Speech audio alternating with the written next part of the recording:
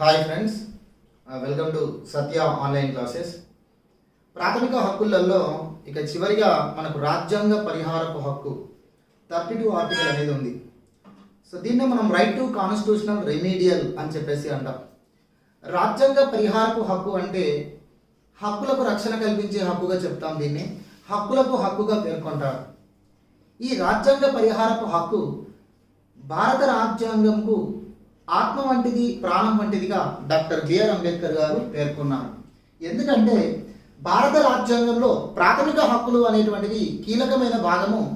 భారత రాజ్యాంగంలో మాగ్నా కార్టాగా చెప్పబడినటువంటి భాగం ప్రాథమిక హక్కులు కాబట్టి ఆ ప్రాథమిక హక్కులకే రక్షణ కల్పించేటువంటిది రాజ్యాంగ పరిహారపు హక్కు. అందుకే భారత రాజ్యాంగానికి ఆత్మ వంటిది, ప్రాణం వంటిది అని చెప్పేసి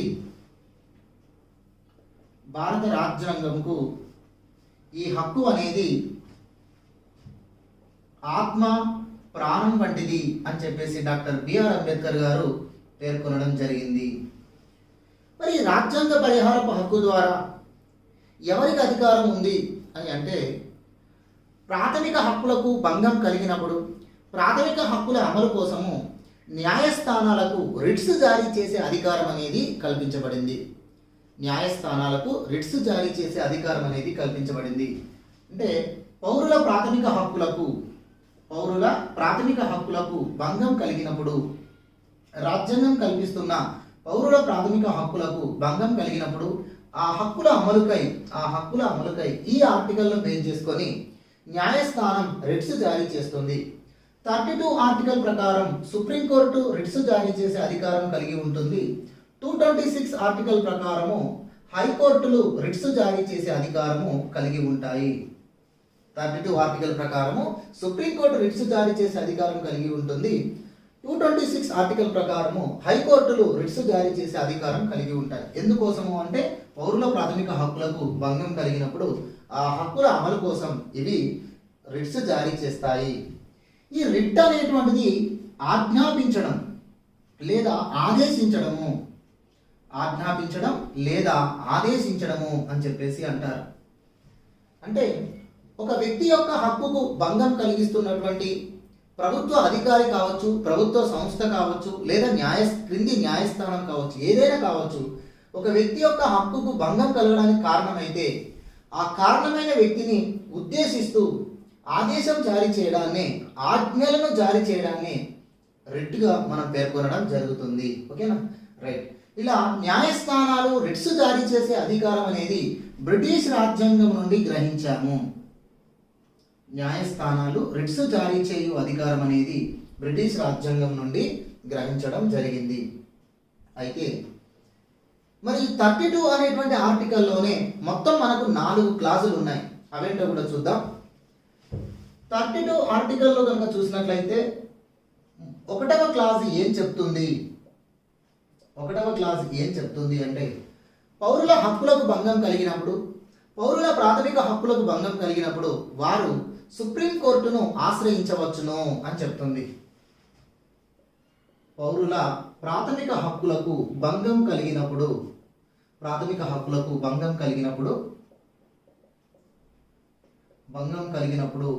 వారు సుప్రీంకోర్టును ఆశ్రయించవచ్చును అని చెప్పేసి పేర్కొంటుంది. 32 క్లాస్ 2 అనేటువంటి ఆర్టికల్ ఏం చెప్తుందంటే, 32 క్లాస్ 2 అనేటువంటి ఆర్టికల్ ఏం చెప్తుంది అంటే, పౌరుల హక్కుల అమలు కోసము సుప్రీంకోర్టు రిట్స్ జారీ చేస్తుంది అని చెప్తుంది. పౌరుల ప్రాథమిక హక్కుల అమలుకై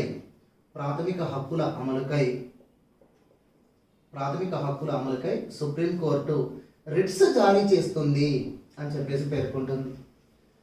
32 క్లాస్ 3 అనేటువంటి ఆర్టికల్ ఏం చెప్తుందంటే, సుప్రీంకోర్టుకున్న ఈ రిట్స్ జారీ చేయు అధికారమును ఏదైనా కోర్టుకు మరేదైనా కోర్టుకు కల్పిస్తూ పార్లమెంటు చట్టం చేయవచ్చును అని చెప్పేసి ఉంది. పార్లమెంటు చట్టం చేయవచ్చును. ఏంటండి 32 క్లాస్ 3 ఆర్టికల్ ఏం చెప్తుంది? సుప్రీంకోర్టుకు రిట్స్ జారీ చేయు అధికార పరిధి ఉంది కదా. సుప్రీంకోర్టుకున్న ఈ రిట్స్ జారీ చేయు అధికారాన్ని ఇంకేదైనా కోర్టుకు కల్పిస్తూ పార్లమెంటు శాసనం చేయొచ్చు, పార్లమెంటు చట్టం చేయవచ్చు. 32 క్లాస్ 4 అనేటువంటి ఆర్టికల్ 32 క్లాస్ 4 అనేటువంటి ఆర్టికల్ ప్రకారం రాజ్యాంగంలో పేర్కొన్న విధంగా తప్ప రాజ్యాంగంలో పేర్కొన్న విధంగా తప్ప ఈ రిట్స్ను నిలిపివేసే అధికారము లేదు, వీటిని రద్దు చేసే అధికారము ఎవరికీ లేదు అని చెప్పేసి అంటుంది. 32 క్లాస్ 4 ఆర్టికల్ ప్రకారము రాజ్యాంగంలో పేర్కొన్న విధంగా తప్ప రిట్స్ను రద్దు చేసే అధికారం, సుప్రీంకోర్టు జారీ చేసిన రిట్స్ను నిలిపివేసే అధికారము ఎవరికీ ఉండదు అని చెప్పేసి అన్నారు. అంటే రాజ్యాంగంలో పేర్కొన్న విధంగా అయితే ఉంటుంది, కానీ రాజ్యాంగంలో పేర్కొన్న దానికి విరుద్ధంగా సుప్రీంకోర్టు యొక్క రిట్స్ను నిలిపివేసే అధికారం, సుప్రీంకోర్టు జారీ చేసిన రిట్స్ను తిరస్కరించే అధికారము, ధిక్కరించే అధికారము ఎవరికి లేదు అని చెప్పేసి ఈ 4వ క్లాజ్ అనేది చెప్తుంది. మొత్తానికి రాజ్యాంగ పరిహారపు హక్కు అయిన 32 ఆర్టికల్ సుప్రీంకోర్టుకు రిట్స్ జారీ చేసే అధికారం కల్పిస్తుంది. ఇందులో మొత్తానికి 4 క్లాజులు అనేవి ఉన్నాయి. మొదటి క్లాజ్ అనేది పౌరుల ప్రాథమిక హక్కులకు భంగం కలిగినప్పుడు సుప్రీంకోర్టును ఆశ్రయించవచ్చును అని అంటున్నారు. అంటే ఇక్కడ రాజ్యాంగం ప్రాథమిక హక్కులకు ఎంత ప్రాధాన్యత ఇచ్చిందో మనకు అర్థమవుతుంది. దేశంలో సర్వోన్నతమైన న్యాయస్థానం సుప్రీంకోర్టు. సుప్రీంకోర్టు ప్రధానంగా కేంద్రానికి రాష్ట్రాలకు మధ్య రాజ్యాంగపరమైన వివాదాలను పరిష్కారం చేస్తుంది. రాజ్యాంగంను వ్యాఖ్యానించే అధికారంను కలిగి ఉంది. ప్రభుత్వాలు చేసే చట్టాలను న్యాయ సమీక్ష చేసే అధికారం కలిగి ఉంది. అలాంటి సర్వోన్నతమైన న్యాయస్థానం ఒక పౌరుడి యొక్క హక్కుకు భంగం కలిగినప్పుడు కూడా రిట్స్ జారీ చేయడం, అలాంటి సర్వోన్నతమైన న్యాయస్థానంకు ఒక పౌరుడు తమ హక్కుకు భంగం కలిగినప్పుడు కూడా నేరుగా సుప్రీంకోర్టుకు వెళ్ళడం అనేది రాజ్యాంగం పౌరుడి యొక్క హక్కులకు ఇచ్చిన ప్రాధాన్యతగా మనం చెప్పొచ్చు. అమెరికా లాంటి దేశాలలో, ప్రజాస్వామ్యానికి పేరుగాంచిన అమెరికా లాంటి దేశాలలో దేశ సర్వోన్నతమైన న్యాయస్థానాలైన సుప్రీంకోర్టు ప్రాథమిక హక్కుల విషయంలో ప్రాధాన్యతను పట్టించుకోవు, ప్రాథమిక హక్కులకు ప్రాధాన్యత ఇవ్వవు. పౌరుల హక్కులకు అక్కడ భంగం కలిగితే రాష్ట్ర హైకోర్టులే వాటికి రాష్ట్ర హైకోర్టులో వాటికి రిట్స్ జారీ చేస్తాయి. రాష్ట్ర హైకోర్టులే పౌరుల యొక్క సమస్యలు, పౌరుల యొక్క హక్కులకు పరిగణలోకి తీసుకుంటాయి. కానీ దేశం యొక్క సర్వోన్నతమైన న్యాయస్థానము, ఏ దేశం యొక్క సర్వోన్నతమైన న్యాయస్థానమైనా ఒక పౌరుడి యొక్క హక్కుల విషయంలో రిట్స్ జారీ చేసే అధికారం కావచ్చు, లేదా ఒక పౌరుడి యొక్క హక్కుకు, ఒక పౌరుడి యొక్క సమస్యకు నేరుగా సుప్రీంకోర్టుకు వెళ్ళేటువంటి అవకాశం ఏ దేశంలో కనిపించదు, మన భారతదేశంలో తప్ప. సో భారతదేశంలో ఒక వ్యక్తి యొక్క హక్కుకు భంగం కలిగినప్పుడు ఆ వ్యక్తి హైకోర్టును ఆశ్రయించవచ్చు, అవసరమైతే నేరుగా హైకోర్టును కాదని సుప్రీంకోర్టును కూడా ఆశ్రయించవచ్చు.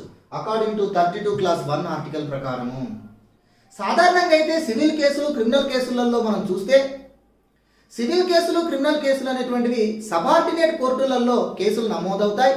తదుపరి సబార్డినేట్ కోర్టు ఇచ్చినటువంటి తీర్పును హైకోర్టులో అప్పీల్ చేయడం, హైకోర్టు ఇచ్చినటువంటి తీర్పు సమంజసంగా లేదనుకున్నప్పుడు సుప్రీంకోర్టులో అప్పీల్ చేయడము, ఇలా ఎంత కఠినమైనటువంటి, ఎంత పాపులర్ అయినటువంటి క్రిమినల్ కేసు అయినా సబార్డినేట్ కోర్టు నుంచే వెళ్తుంది. ఉదాహరణకు నిర్భయ అత్యాచారానికి సంబంధించిన కేసు, అది కూడా మనకు ఒక సబార్డినేట్ కోర్టు నుంచే సుప్రీంకోర్టు స్థాయి వరకు వెళ్తుంది. కానీ ఇక్కడ ప్రాథమిక హక్కులలో సబార్డినేట్ కోర్టులకు, పౌరుల హక్కులకు భంగం కలిగినప్పుడు సబార్డినేట్ కోర్టులకు రిట్స్ జారీ చేసే అధికారం లేదు. హైకోర్టుకు ఉంది, సుప్రీంకోర్టుకు ఉంది.